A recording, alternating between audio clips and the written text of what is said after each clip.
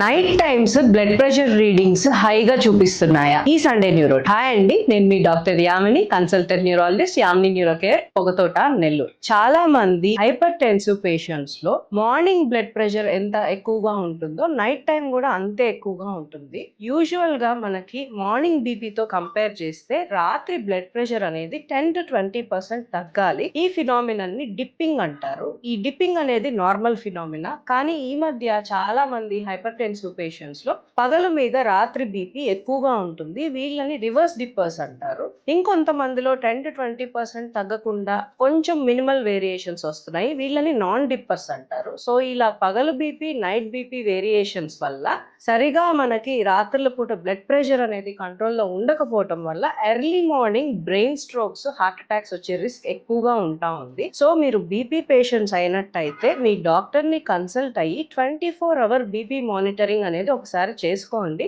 ఈ 24-hour BP monitoring వల్ల night times మీ blood pressure recordings ఎలా ఉన్నాయి అనేది క్లియర్ గా అర్థమవుతుంది. సో ఒకవేళ రాత్రుల పూట ఈ నాన్ డిప్పింగ్ కానీ రివర్స్ డిప్పింగ్ కానీ జరుగుతున్నట్టయితే డాక్టర్స్ మీకు night time BP doses adjust చేసి, నైట్ టాబ్లెట్ డోసెస్ అనేది అడ్జస్ట్ చేసి రాత్రంతా మీకు బీపీ కంట్రోల్లో ఉండేలా చేస్తారు.